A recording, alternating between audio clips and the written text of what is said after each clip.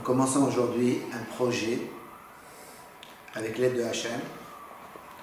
Ce projet est de réaliser l'étude du livre de Tehillim une fois par semaine. Le livre de Tehillim est un livre qui est parti des Ketuvim, ça veut dire des écrits. Il y a la Torah, les Nevi'im et les Ketuvim. Et ce livre a été écrit par David Ameler. Le dernier livre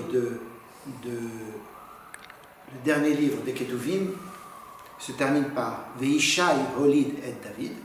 Ishai a engendré David. Et tout de suite, on commence les Tehillim que David Ameler a écrit. Donc, la différence qu'il y a entre les Nevi'im et les Ketuvim. La Nevoua, c'est quand un homme, il quitte son corps. Il a une vue directement avec Hachem, un lien avec Dieu, et il dit des choses de Hachem. Et les Ketuvim, l'homme reste parmi les hommes, mais il voit le monde d'une autre façon. Il atteint un niveau que les autres n'ont pas atteint. Le livre de Tehillim a été écrit Beruach HaKodesh, c'est pas de la Nevoua, c'est Beruach HaKodesh. Ce livre fait partie du Tanakh, et c'est Anshe Knesset HaGedolah, les hommes de la grande assemblée, qui ont fixé les choses. La fin du Tanakh, c'est eux qui ont fixé à la fin tout le Tanakh. Chaque mot du Tehillim peut être expliqué avec le Pshat, l'explication simple, le Drash, avec la recherche, ou le Sod, ou le secret. Nous essayerons d'étudier ensemble le Pshat, ça veut dire l'explication d'abord simple des psukim, des mots et des versets, et parfois on apportera aussi le Drash, ça veut dire des Gemarot. Voilà. La Gemara dit que dans le livre de Tehillim, il y a 10 personnes qui ont écrit des Mizmorim.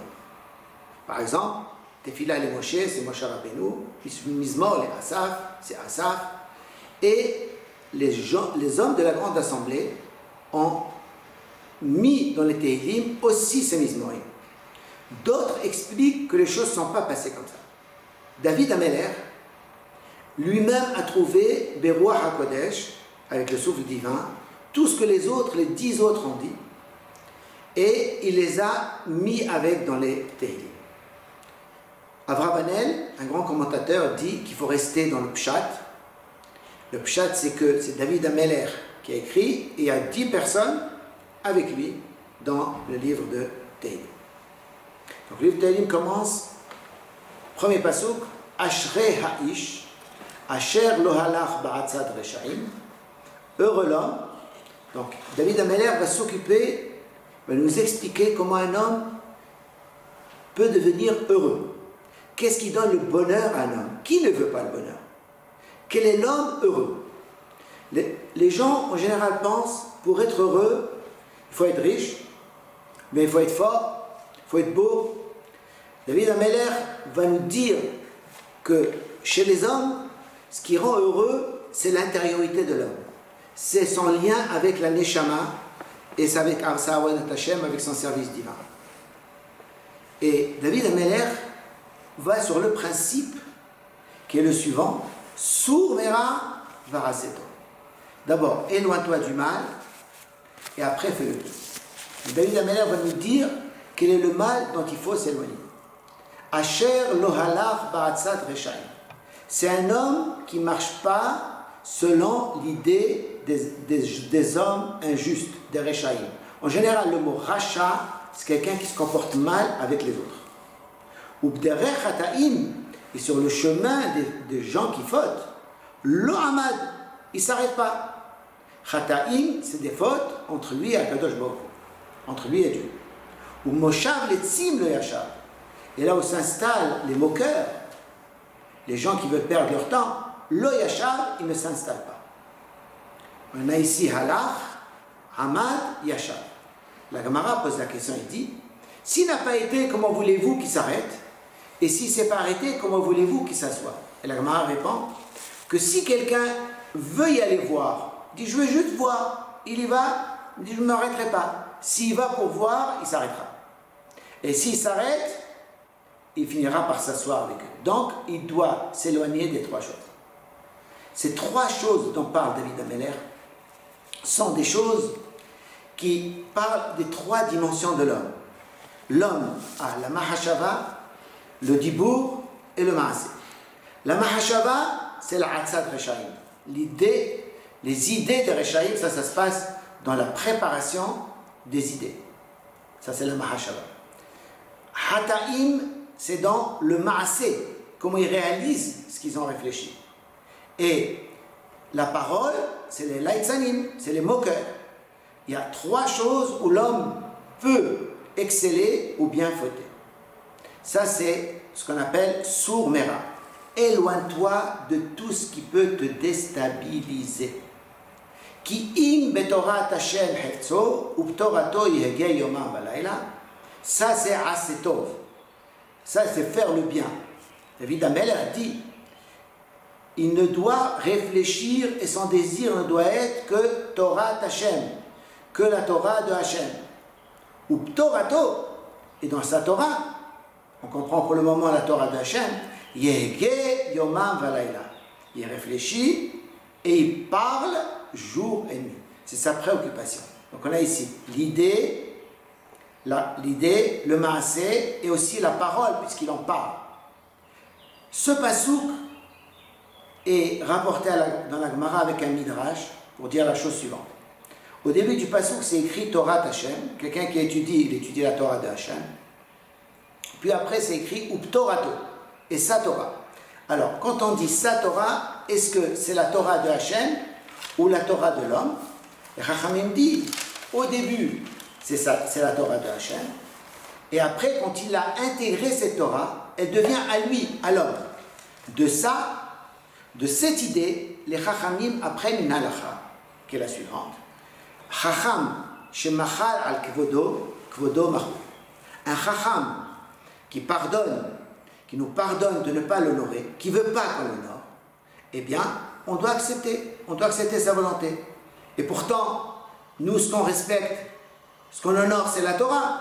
Mais oui, mais c'est sa Torah. C'est à lui de décider s'il veut que avec sa Torah, on l'honore ou pas. Par contre, Melech, shemachal al kvodo, en kvodo mahu. Mais si c'est un roi qui veut pardonner sur son kavod, c'est pas lui. Le roi, c'est pas lui qui a les droits chez Hachem qui est le roi. Donc, dans ce cas-là, il ne peut pas être mocher. Le Rambam dit que même si quelqu'un nous a demandé de pardonner, on n'a pas le droit, vis-à-vis d'un chacham, de mal se comporter avec lui. Pasuk bet. On vient de finir le pasuk bet, pasuk gimel. Vehaya ke'etz shatul al pal gemaim. Il sera comme un arbre qu'on a transplanté sur le bord de l'eau. Asher pirio iten leito, son fruit, il le donne en son temps. Ve'alehu loibol, et sa feuille ne flétrit pas. Ve'chol asher ya'aseh yatziyah. Tout ce qu'il fera, il réussira. Ici, on a trois choses. On a d'abord le fruit. Les Chachamim ont compris que le fruit d'un homme, c'est la halakha. C'est ce qu'il a sorti de sa Torah. C'est le fruit qu'il a produit de sa Torah. Aléo, les feuilles, c'est tout ce qui parle autour, même si hatrolin, même une discussion qui a l'air d'être de ce monde, mais en vérité, les Chachamim, quand ils parlent de ce monde, ils parlent avec Chochma et on apprend beaucoup de choses d'eux. Vechol asher ya'aseh yatziyah, c'est déjà le ma'aseh, c'est-à-dire comment il réalise cette halakha. Ici, on a un mot spécial, chatoul. D'abord, quand on veut planter un arbre, c'est l'intoa. On prépare la graine, on la prépare quelque part. Une fois qu'elle a poussé, quelque chose a poussé, on prend ce pot, ce qui a poussé, et on le transplante ailleurs. Quand on le transplante, il est beaucoup plus fort ailleurs parce qu'on le met à un endroit où il sera bien, comme ici, au bord de l'eau. C'est ainsi qu'est le tzaddik, celui qui est heureux, qui est avec Hachem. David Ameller, maintenant, on va parler de ceux qui sont le contraire du tzaddik. Lochen ha-reshaim. Ce n'est pas ainsi pour ceux qui sont des reshaim. Je traduirai par des gens injustes. Ki im kamotz lifnei ruach. Ils seront comme de la paille, du menu paille, asher tidefenu ruach, qui est emporté par le vent. Ils n'ont pas d'emprise sur le monde. ils n'ont pas quelque chose qui tient, ils vivent dans l'instabilité, dans l'aura, et ils ne vivront pas éternellement comme le tzaddik, et vite, ils sont transportés, on ne les voit plus. Alken lo yakumu reshaim bamishpat, la conséquence, c'est que les reshaim n'auront pas de kiyum, n'auront pas d'existence le jour du jugement, ou que ce soit au Olam Haba, ou bien à l'époque messianique. Ils n'auront pas de mahamad, ils n'auront pas sur quoi tenir, puisqu'ils ont vécu sur une terre déstabilisée, donc ils n'auront pas où tenir. Et ceux qui sont comportés mal avec le Kadosh Baruch Hu, ils ne pourront pas être avec Adat Tzadikim. Alors, si on essaie de traduire le mot Adat vient du mot Aid, ça veut dire témoigner, ceux qui témoignent de ce que Kadosh Baruch Hu a voulu, ou bien Ya'ad, ceux qui veulent mener le monde à son but et qui sont justes. Les autres n'auront pas de place avec eux. Dernier pasuk de ce chapitre, Ki yodeya Adonai derech tzadikim. HaKadosh Baruch Hu connaît le chemin des tzadikim. Alors bien sûr, HaKadosh Baruch Hu connaît tout, il sait tout. Qu'est-ce que ça veut dire yodeya derech tzadikim? HaKadosh Baruch Hu aime le chemin des tzadikim. Yadoa, le verbe yadoa, c'est le hibou, c'est quand on a un lien avec la chose. Quand on a un lien, comme la première fois dans la Torah aussi écrit Yadoa, Ve'adam yada et hava ishto. C'est un hibour de hibba. C'est un lien d'amour, d'affection. Yodeya Adonai derech tzadikim. Akadosh Baruch Hu aime le chemin de tzadikim. Derech ici, c'est la Torah. La Torah écrit derech. Ve'derech reshaim toved. Par contre, le chemin de ceux qui déstabilisent le monde, des gens qui sont injustes, toved, elle les fait perdre. Ils ne retrouvent pas leur chemin. Deuxième chapitre. Alors, je voulais d'abord vous dire que ce deuxième chapitre n'est que la suite du premier chapitre, que le livre de Tehillim comporte 150 chapitres, et en vérité, les Chachamim disent qu'il n'y en a que 147. Donc il y en a 3 qui ne sont que la suite d'un autre chapitre, même si on leur a donné un titre dans les éditions, Perek Bet, en vérité c'est toujours Perek Aleph. Ces 147 livres de Tehillim correspondent aux 147 années de la vie de Yaakov Avinu, qui, dans son angoisse et dans sa vie difficile avec Esav, avec Lavan, a déjà, dans sa kavana, écrit tout le Tehillim, que David Ameler plus tard retrouvera. Voilà. Donc on va continuer. Et David Ameler dit Lama rakshu goyim ul umim yehegorik. Pourquoi les peuples s'agitent et les nations prononcent des paroles vaines. Alors ce chapitre, c'est-à-dire cette suite-là, David Ameler va parler de son côté Messie, de son côté Mashiach. Il ne va plus parler en tant que tzaddik ou rachat. David Ameler était d'abord un homme, mais aussi Akadosh Baruch Hu l'a nommé pour être le roi et pour être le Mashiach. Donc, ce chapitre-là va parler, cette suite va parler de l'époque messianique. Les peuples vont s'agiter et les nations vont prononcer des paroles vaines. Ityatsevou malchei eretz. Les rois de la terre se réunissent. Veroznim et les ministres nosdu yachad se réunissent entre eux, ensemble. Pourquoi? Al Adonai ve'al Meshiach. Contre Akadosh Baruch Hu et contre son Mashiach. Là, le Malbim nous donne une idée, très belle idée. Il dit, Al Hashem, c'est contre la religion. Ça, c'est Amalek, qui veut déraciner la religion. Par contre, Meshiach, le Mashiach, c'est la royauté divine dans ce monde. Ils sont contre le fait qu'Akadosh Baruch Hu veut régner dans ce monde. Ils voudraient garder, eux, la royauté. Alors, comment ils prononcent ça? Comment ils disent ça? Nenateka et mosrotenu. Nous allons délier ce qui nous lie, nos liens, pour nous débarrasser de Ol Malchut Shamayim, du joug divin, pour pouvoir faire ce qu'on a envie. Parce qu'il nous limite. Et on jettera de nous toutes les cordes qui nous lient à Akadosh Baruch Hu. Donc le début du pasuk parle du lien avec ce monde, et le deuxième de la religion, c'est dans Akadosh Baruch Hu. Comme on a dit avant, Al Hashem ve'al Meshiach. Alors eux pensent faire la guerre contre Akadosh Baruch Hu. Yoshev Bashamayim Ishak, Adonai Ilhag Lahu. Akadosh Baruch Hu qui est dans le ciel, quand il voit ça, il se moque, il rigole. Il dit, on dirait qu'ils jouent à la guerre comme des enfants. Des enfants qui jouent à la guerre. Ils pensent qu'ils sont dans la guerre. En vérité, c'est rien du tout. Ils sont pas. Alors c'est ainsi les nations qui veulent lutter contre Akadosh Baruch Hu, ils n'ont aucune chance. Akadosh Baruch Hu, on rigole. Il hag l'amour, il rigole d'eux pour toujours. Az yedaber elem obeapo. Alors Akadosh Baruch Hu va leur parler avec sa colère. Ou bharono, et de son courroux, il va alem. Il les effraie. Akadosh Baruch Hu les effraie. Et quand ils sont effrayés, ils ne savent plus où ils en sont. Ils sont complètement déstabilisés. Va'ani, Akadosh Baruch Hu leur dit, Va'ani, et moi, Akadosh Baruch Hu, Nasarti Malki, j'ai déjà nommé mon roi, David Amelech. Al Tzion Har Kodeshi, sur Sion, Har Kodeshi, la montagne du Beth Hamikdash. Akadosh Baruch Hu, il a nommé un roi dans ce monde, c'est David Amelech, le Mashiach, mais ce roi n'est pas seulement sur ce monde. C'est le roi qui rapporte l'autre monde. Ça, c'est le Beth Hamikdash. C'est le lien entre l'en haut et l'en bas. Donc, je leur dis, j'ai déjà nommé, j'ai déjà un programme. Et David Amelech dit, Asapera el Hok Adonai. Je vais vous éclaircir la loi divine.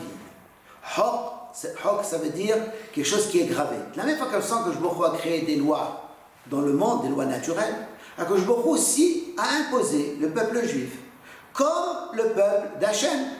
Et il a imposé un Mashiach qui est David Amelech. Amar Elai, il m'a dit, Béni Ata, tu es mon fils. Ani Hayom Elitecha. Aujourd'hui, je t'ai mis au monde. Alors ce passouk-là porte à confusion. Les chrétiens disent que c'est ce passouk où c'est écrit que leur Yeshua est né. Amar Elai, Béni Ata, Ani Hayom Elitecha. Ça veut dire c'est moi qui t'ai amené au monde. Donc sa maman n'avait pas besoin d'un mari. Alors c'est complètement faux, dit le Even Ezra, parce que nous appelons Banim l'Hachem et l'Okechem. Vous êtes les fils de Hachem.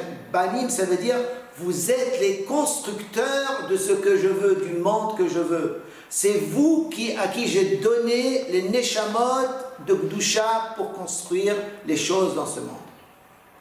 Rosh Baruch Hu dit David Amelech, She'al mimeni, demande-moi, ve'etena goyim nachalatecha, et je donnerai les nations, les peuples, en ton héritage. C'est-à-dire ceux qui sont autour de toi, tu veux les conquérir, je te les donne. Évidemment, conquérir la Syrie, par exemple. Vahuzatra afseret. Et tes conquêtes peuvent y aller même au bout de la terre. Ça, c'est déjà quelque chose qui est loin.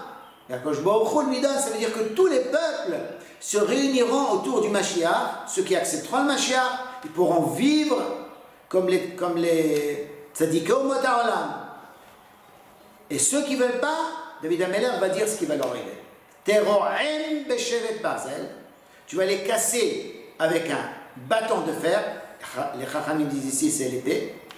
Kichli yotzer tenapetzem. Comme une poterie, tu les éclateras. Ça veut dire ils n'auront plus de prise ni aucun pouvoir. Et David Amelech maintenant s'adresse au roi du monde et leur dit la chose suivante. Ve'ata, et maintenant, Melachim, vous qui êtes les rois, Haskilou, soyez intelligents. Hivaseru shofte haaretz. Retrouvez le bon chemin, shofte haaretz, ceux qui jugent les gens de la terre. David Amelech leur dit, si vous voulez continuer à être roi, vous voulez continuer à vivre dans ce monde, être bien, soyez intelligents. Qu'est-ce que vous devez faire? Ivdou et Adonai beira. Servez Hachem avec crainte. Vekilou. Et soyez heureux, birada en tremblant. Soyez heureux qu'Akadosh Baruch Hu vous a accepté à son service. Que vous pouvez servir le roi de tous les rois, le roi du monde. C'est ça qui doit vous donner Gila. Alors la différence entre Simha et Gila, Simha c'est à l'intérieur d'un homme, et Gila c'est Gilouï, Lachon Gilouï, quelque chose qu'on révèle, quelque chose qui sort à l'extérieur. Nasheku Ba, on est au Pasuk Yudbet, le dernier Pasuk de ce chapitre. Nasheku Ba. Alors, Il y a plusieurs explications de ce mot. Nasheko, ça vient de moneshika, ça vous savez, embrasser, ça veut dire, et il y a un lien bas avec la clarté. Ou bien, nashekuba, c'est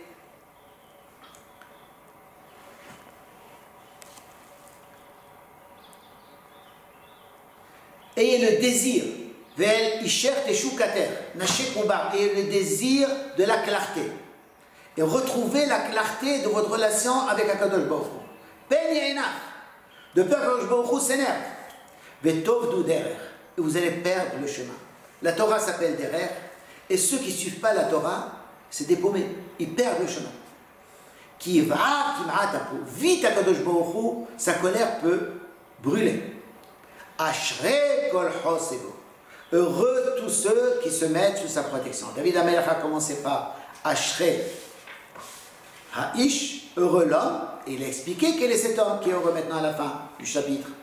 Ashrei kol hosego, heureux tous ceux qui se mettent sous sa protection et qui lui font confiance. Donc si vous faites confiance à Akadosh Baruch Hu, non seulement vous ne serez pas perdu, mais vous serez heureux. Eh bien, nous, on se contentera de ça aujourd'hui, et j'espère qu'on fera beaucoup d'heureux en étudiant les Tehillim ensemble. Au revoir à vous tous et à bientôt.